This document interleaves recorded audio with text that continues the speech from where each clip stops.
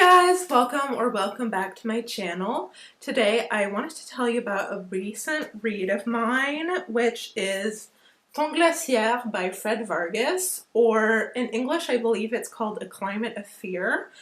So Fred Vargas is actually an acronym, or like a pseudonym for something else, which I'll link in the description. Actually, the name of the author's choice of name is really, I think it's a reference to something.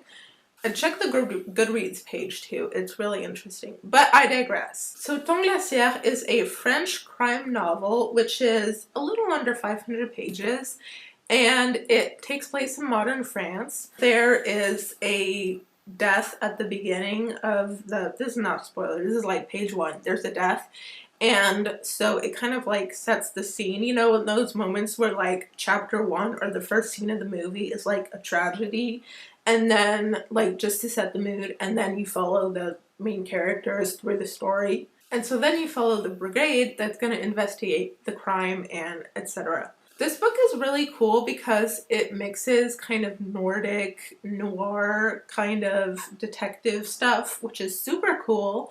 And I feel like it's its own, I don't want to say its own subgenre, but its own style of crime novel. And it also mixes in like French history, which I think is super cool. Yeah, there's a reference to Robespierre.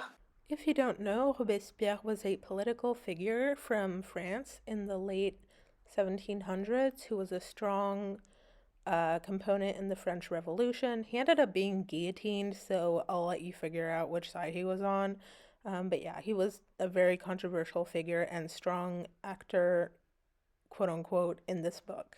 And mixing these two elements makes for a really interesting story.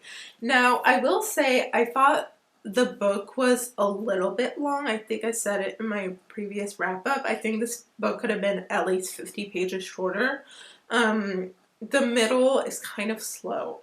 You needed the character development, you needed the clues that were being found, but I think they could have been found a little bit quicker in my opinion. But it's not uncalled for, is what I'm saying. It's not like randomly like a guy staring at a cloud for 4 hours. This was kind of cool. I did not see the end coming. I'm getting more into crime novels, and I hope to see the day where I see the end happening.